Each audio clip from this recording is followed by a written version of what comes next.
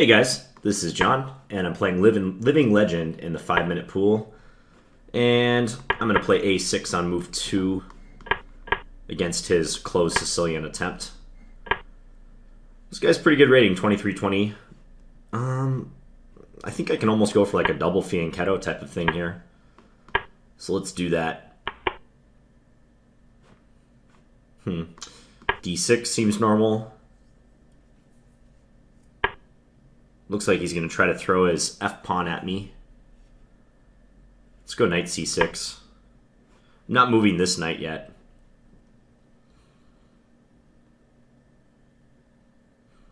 Unusual to see knight h3 in this type of position. Just used to seeing the knight on f3 instead. So he does play f5. Okay, I'll go knight d4. I'm slightly worried about f7. Like if he plays knight g5 now, there's some pressure here. And he'd be threatening to take on g6. Played knight e2. I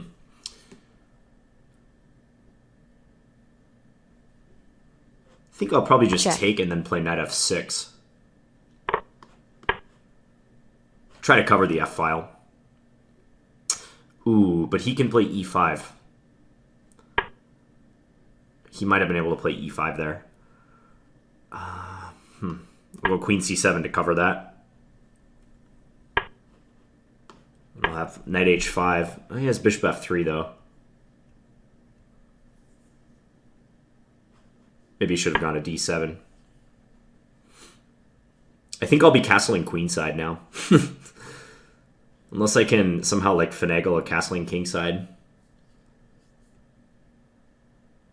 This is not good. Okay, let's just castle long. Got to keep the tempo up. At least now I think he's less likely to try to go win my h5 pawn, because his light square bishop is valuable. He doesn't want to just trade it off. Okay, let's just hide our king. He might just come at me on the queen side. How about d5? Does d5 give us counterplay?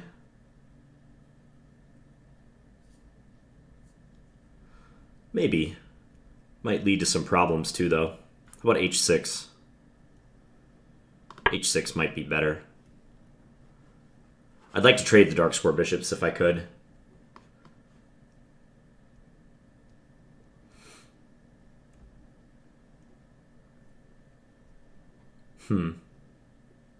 I didn't react well to this opening setup.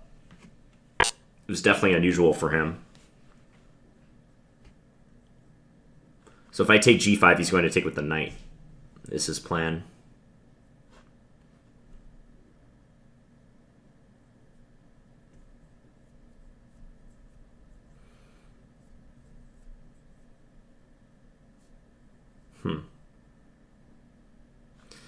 Can't take f5 because my knight hangs. If I take here, he takes, I play queen somewhere. I don't think I'm gaining anything from doing that.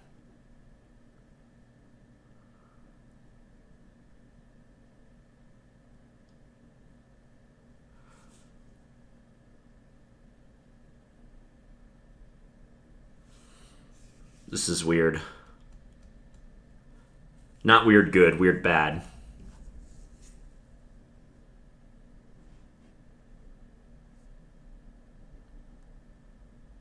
It's just like I have a really sketchy position. Okay, I'm just going to take.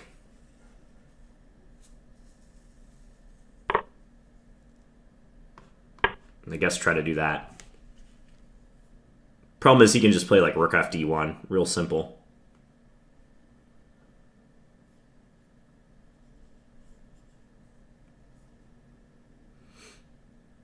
If he goes d5, then I can play bishop d4. I wouldn't mind that happening.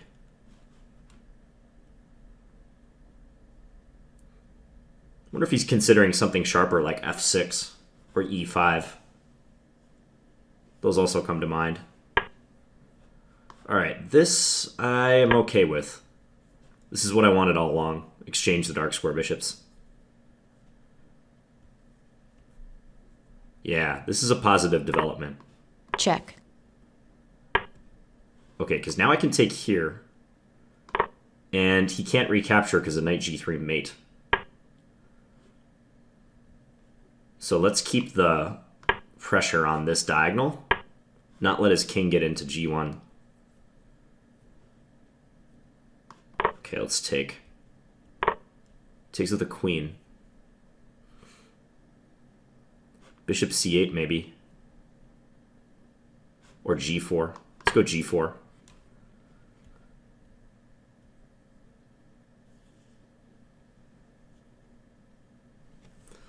This is a complete 180 from the position we had just a moment ago.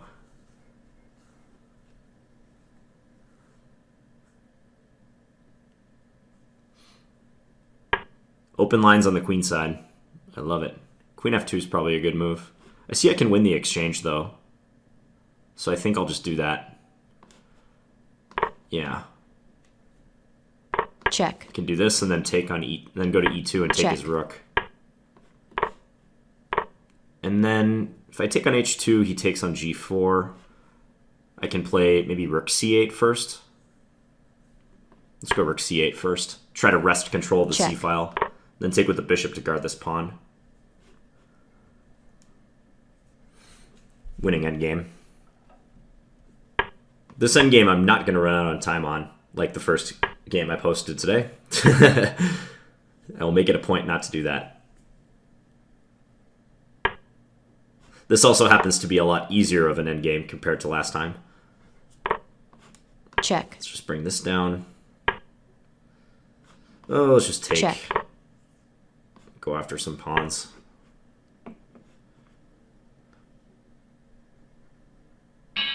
He resigned. Okay, so as I was saying, I didn't like my position out of the opening. I played a6. This is a move order that could allow me to get into a con if I want. Like if he plays knight f3, I can play e6. Sometimes people will play knight c3 first as a transpositional device. Try to trick you and then play knight c3 and then d4, getting back into a open Sicilian. It's not uncommon.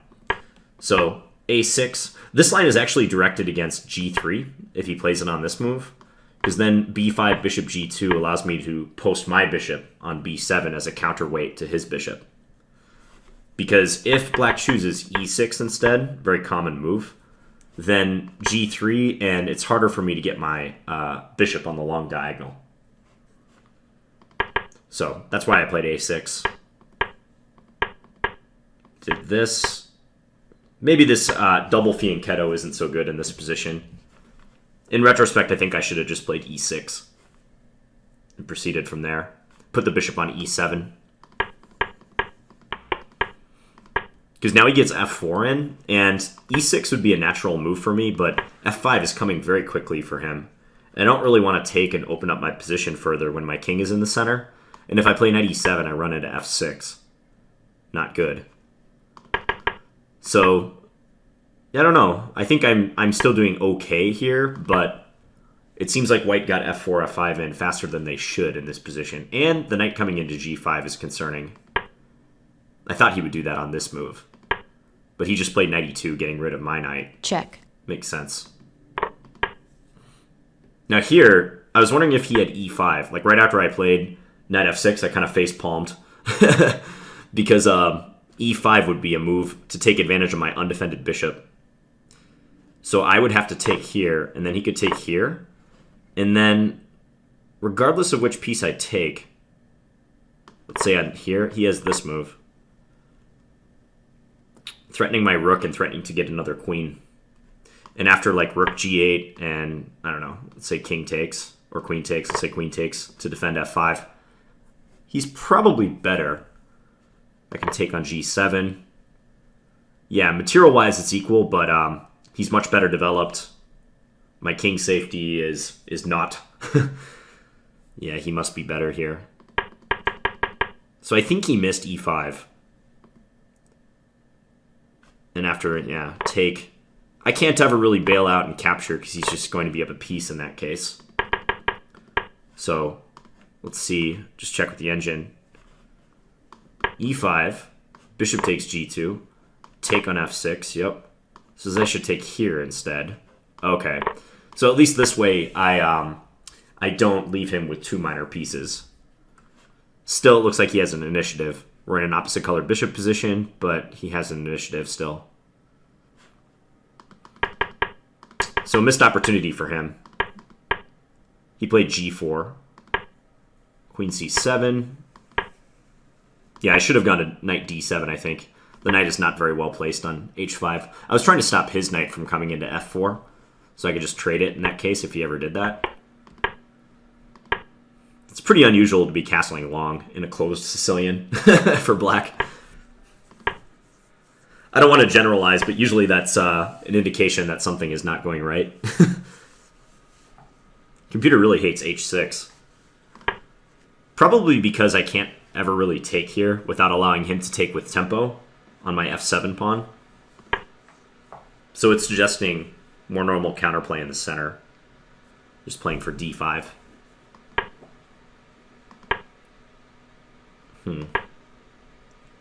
Likes taking on h6 for him. Also likes the move he played. So I thought for a while and then did this. And I think d5 is a pretty bad move here. This gives me a lot of counterplay. If he had just defended his d-pawn, like I was thinking rook f d1, it's hard for me to generate counterplay. Queen d2 also looks good.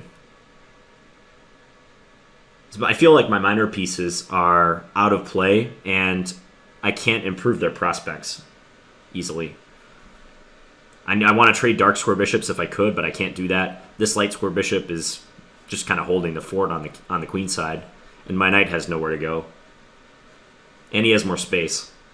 So that's why he has a decisive advantage according to the comp now. But it's a whole new ballgame after bishop d4. This one move allows me to free my position. And now he should play queen f2. Yeah, and go for the queen trade. And he still has a moderate advantage in this endgame. Not nearly as big as it was, but something to play for. Instead he went here, and now I take. And his big problem is knight takes just results in this nice checkmate. So now my pieces get to spring to life. He went here. I dropped my queen back. Looks like queen e5 also was good. Okay, keep the queen centralized. I just wanted to keep an eye on this diagonal. Here, I took on f5. Seems good. g4 also seems good. Okay, yeah, now I just went for a straightforward line. Oh, king a7 is also a good move. For a similar reason. After this and knight f2, I have check and check. The line I was wondering about is if he took on g4, I was going to play rook dg8. And then if he went somewhere, like let's say here, or queen f3 might be better. I think I was going to play bishop c8. And try to, like now I have some ideas like knight g3 check, and when he takes with the pawn, take on h3. Also I'm threatening bishop g4.